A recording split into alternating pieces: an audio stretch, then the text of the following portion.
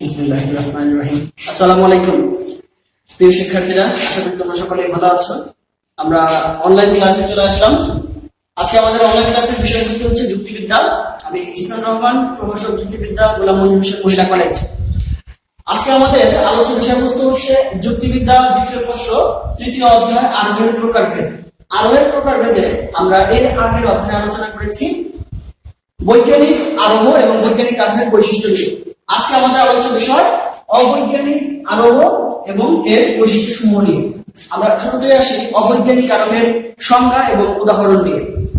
অবৈজ্ঞানিক আরোহে আমরা একটু খেয়াল করে দেখব, প্রকৃতির নিয়মানুবর্তিতা নীতি এখানে কার্যকরণ হবে, কিন্তু কার্যকরণ নিয়মটা কার্যকর থাকবে না। অর্থাৎ আমরা বিভিন্ন অভিজ্ঞতার ভিত্তিতে সিদ্ধান্ত গ্রহণ করি।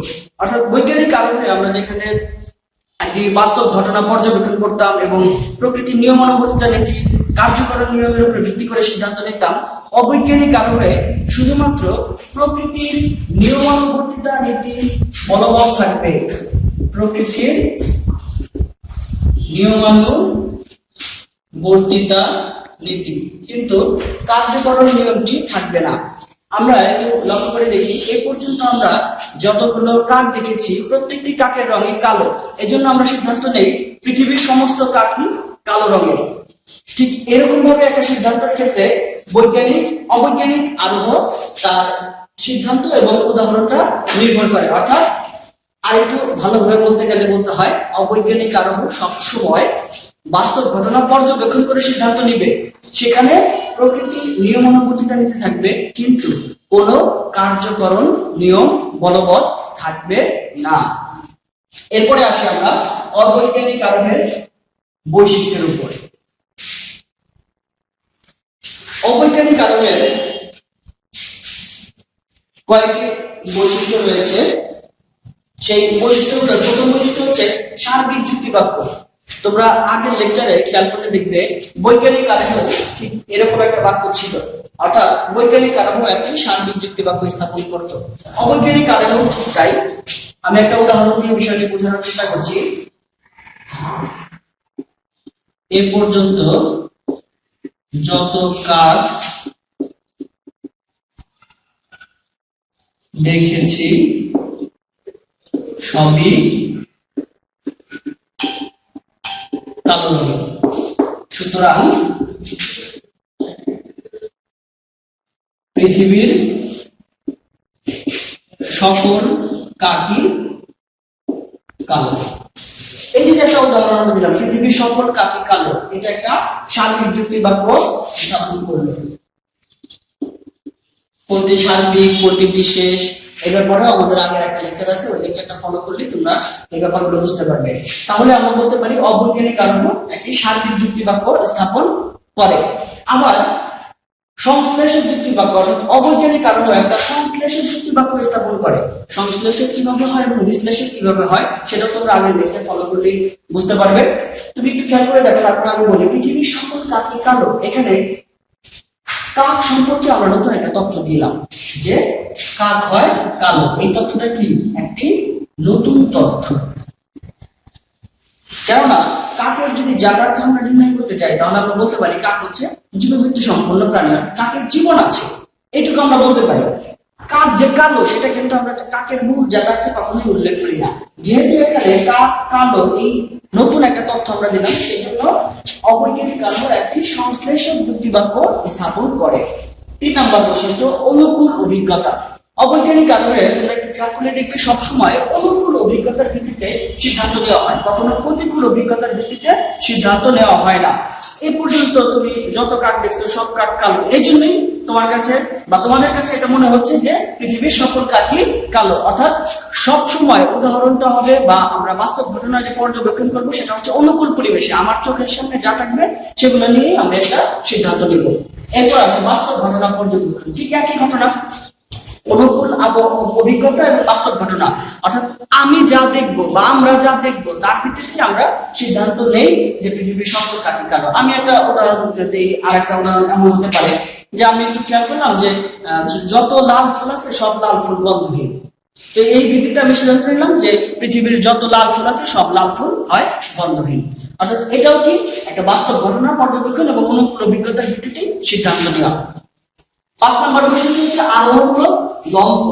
একটু খেয়াল করে দেখবে, এ পর্যন্ত যত কাক দেখেছি সবই কালো রঙের। এখন আমি কত কাক দেখেছি? 1000, 2000, 5000, 1 লক্ষ কাক দেখেছি। তার ভিত্তিতে সিদ্ধান্ত নিলাম কি পৃথিবীর সকল কাকই হয় কালো। অর্থাৎ এখানে একটা আরোহমূলক লম্ব বিদ্যমান আছে। এটাই আরোহের মূল বৈশিষ্ট্য বা প্রকৃত বৈশিষ্ট্য। এজন্যই বৈজ্ঞানিক মিল অবৈজ্ঞানিক আরোহকেও প্রকৃত আরোহ নামে উল্লেখ করেছে। প্রকৃতির নিয়মানুবর্তিতা নীতি, ঠিক একই ঘটনা প্রকৃতির নিয়মানুবর্তিতা নীতি এখানে কাজ করেছে। অর্থাৎ আমরা যা দেখবো তার ভিত্তিতে আমরা সিদ্ধান্ত নিব যে প্রকৃতিতে আজকে থেকে 10 বছর বা 20 বছর আগে আমার দাদা বা তার দাদা তার দাদা কি দেখেছে যে পৃথিবী যত কাক আছে সব কাক হয় কালো। এই জন্য তারাও বলছে যে পৃথিবীর সব কাক কালো, এবং আমিও তার ভিত্তিতেই বলি যে পৃথিবীর সব কাক হয় কালো। অর্থাৎ প্রকৃতিতে যেহেতু আমরা কালো কাকই দেখি, এই জন্য কাক কালো রঙের। এরপর হচ্ছে সম্ভাব্য সিদ্ধান্ত। অবৈজ্ঞানিক কারণে সিদ্ধান্তটা সবসময় সম্ভব হয়। কেন সম্ভব হয়? কারণ যদি পৃথিবীতে সাদা রঙের কোনো কাক পাওয়া যায়, সাদা রঙের কাক, খেয়াল করে দেখো, সাদা রঙের কাক যদি পাওয়া যায় তাহলে এই সিদ্ধান্তটা মুহূর্তে বাতিল হয়ে যাবে যে পৃথিবীর সকল কাক হয় কালো, যদি একটা মাত্র সাদা রঙের কাক পাওয়া যায়। এই কারণে বলা হয় অবৈজ্ঞানিক কারণের সিদ্ধান্ত সবসময় সম্ভাব্য হয়। এখন আমরা চলে আসি বৈজ্ঞানিক এবং অবৈজ্ঞানিক কারণের সাদৃশ্য ও বৈসাদৃশ্য নিয়ে আলোচনায়। তো প্রথমে আমরা সাদৃশ্য নিয়ে আলোচনা করব। বৈজ্ঞানিক এবং অবৈজ্ঞানিক কারণের সাদৃশ্য হচ্ছে, প্রথম কথা হলো বৈজ্ঞানিক আরোহ এবং অবৈজ্ঞানিক আরোহ উভয় আরোহ সার্বিক বাক্য স্থাপন করে। আমরা এর আগের উদাহরণ রেখেছি যে মমি হয় মরণশীল, রহিম হয় মরণশীল, করিম হয় মরণশীল, সুতরাং পৃথিবীর সকল মানুষ হয় মরণশীল। এটা একটা বৈজ্ঞানিক বাক্য। আবার অবৈজ্ঞানিক আরোহের ক্ষেত্রে আমরা লক্ষ্য করে দেখতে পারি যে পৃথিবীর সকল কাক হয় কালো। দুটোই কি বাক্য? সার্বিক বাক্য। এই জন্য আমরা সাদৃশ্য কি, প্রথম সাদৃশ্য বৈজ্ঞানিক এবং অবৈজ্ঞানিক আরোহ উভয়ে সার্বিক যুক্তি বাক্য স্থাপন করে। দ্বিতীয় সাদৃশ্য ঘটনা পর্যবেক্ষণ উপস্থিত। কিরকম? দুটো ঘটনার মধ্যে অর্থাৎ বৈজ্ঞানিক এবং অবৈজ্ঞানিক আরোহের মধ্যে বাস্তব ঘটনা পর্যবেক্ষণ করে আমরা সিদ্ধান্ত গ্রহণ করি।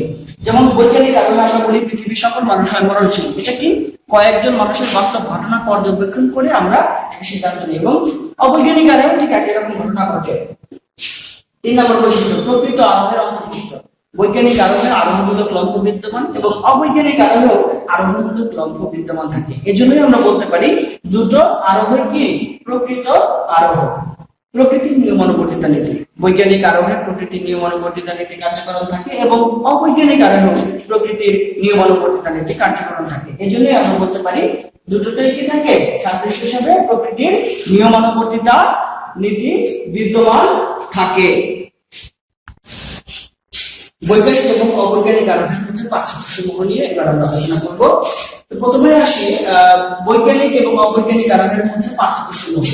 এই পাশে লিখি আমরা বৈজ্ঞানিক, আর এই পাশে লিখি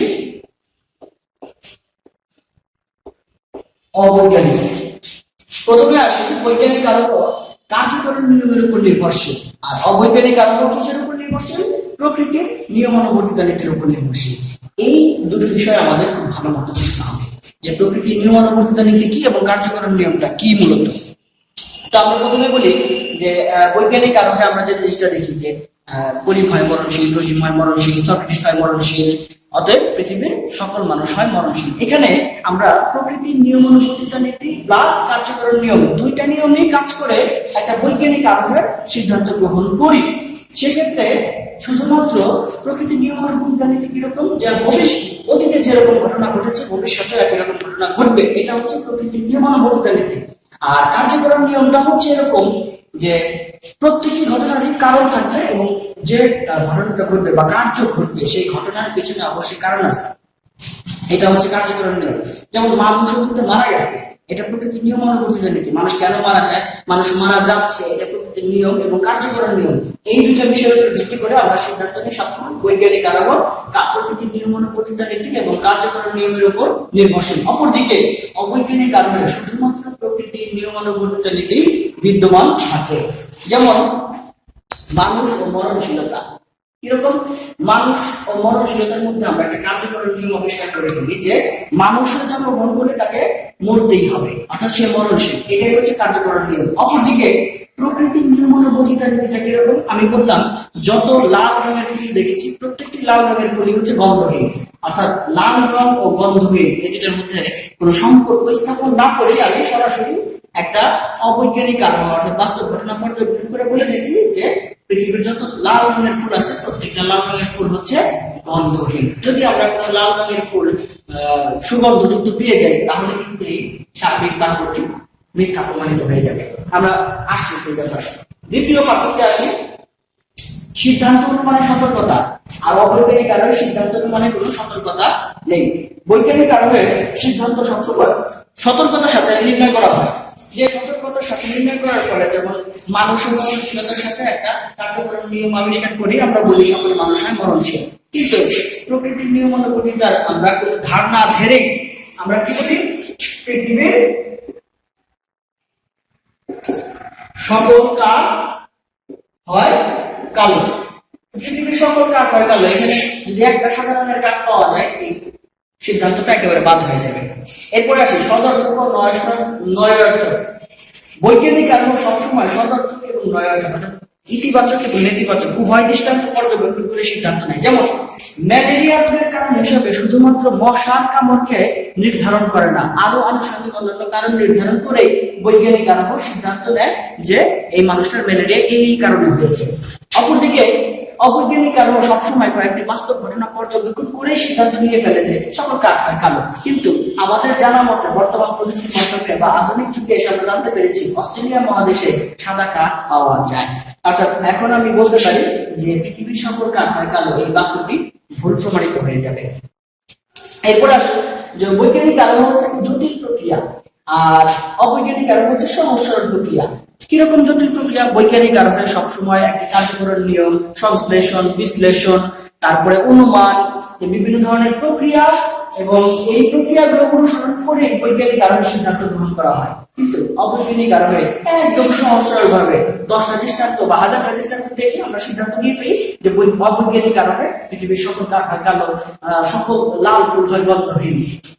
এরপরের উদাহরণটা আছে বিজ্ঞানীদের জন্য ব্যবহারযোগ্য, অর্থাৎ বৈজ্ঞানিক আরোহের যে সিদ্ধান্ত আমরা গ্রহণ করি বা যে প্রক্রিয়া অনুসরণ করি এই প্রক্রিয়া বিজ্ঞানীরা ব্যবহার করতে পারে, কারণ এখানে বিশ্লেষণ থাকে, সংশ্লেষণ থাকে।